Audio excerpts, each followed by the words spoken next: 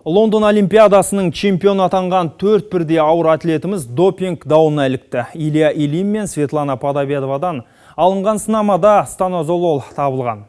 Майя Манеза мен Зульфия Чиншиланло да күдік келінді. Халықаралық ауыр атлетика қауымдастығы интернеттегі парақшасында 2012 жылғы ойындарда топ жарған спортшылардың тыйым салынған дәрмекке қатысты барын қайта тексерудің алғашқы нәтижелері расталғанын айтты.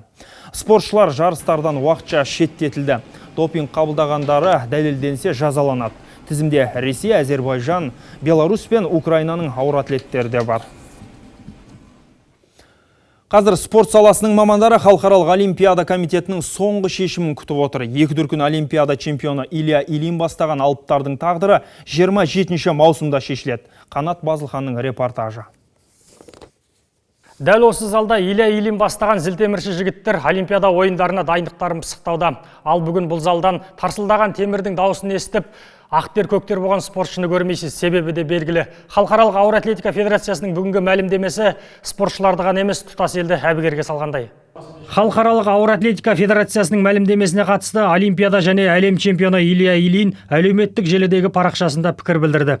Бұл ақпарат төбемнен жай түскенде есеңгіретіп тастады. Қазір Рио Олимпиадасына дайындығымды жалғастырып жатырмын және соңына дейін барам. Маған қатысты ақылға қонымсыз шешімнің қателігін дәлелдейміз деп сенем.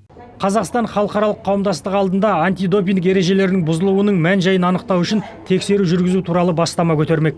Қазіргі кезде былайша жан-жақты дайындалып жатыр. Өз құқықтарын қорғауға олардың өз қажеттілігі бар. Қазіргі уақытта шешімді тек қана біз 27-ші осы айдың 27-сінен ғана біз қабылдаймыз. Қазіргі кезде ешкім бірде-бір спортсменді халықаралық жарыстарға бармауға, тежеу жасауға құқы жоқ.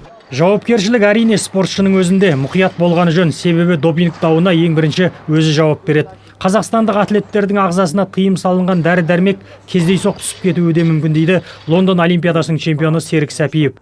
Я знаю случаи тогда, когда... Мысалы үшін ауырып қалған жағдайда ағзаңа не құйып жатқанын білмейсің ғой. Сондықтан ішкен дәрінің құрамында тыйым салынған заттар да болуы мүмкін. Мұндай жағдайлар біздің спортта бұған дейін де кездескен. Илья Ильин, Светлана Подобедова, Майя Манеза, Зульфия Чиншиланло Олимпиадаға баратын спортшылар тізімінде тұр. Халықаралық Олимпиада комитеті ауыр атлеттерге қатысты соңғы шешімді 27 маусымда айтады. Қанат Базылхан, Батырбек Қадылбек, қорытынды жаңалықтар. Айтпақшы, еліміз допинг бақылау жүйесін дамытуда Алматыдағы арнайы зертханаға дүниежүзілік антидопингтік агенттіктің талабына сәйкес келетін заманауи құрылғы орнатылды. Ол дәл нәтиже алып, спортта тыйым салынған заттардың бар жоғын анықтауға мүмкіндік береді.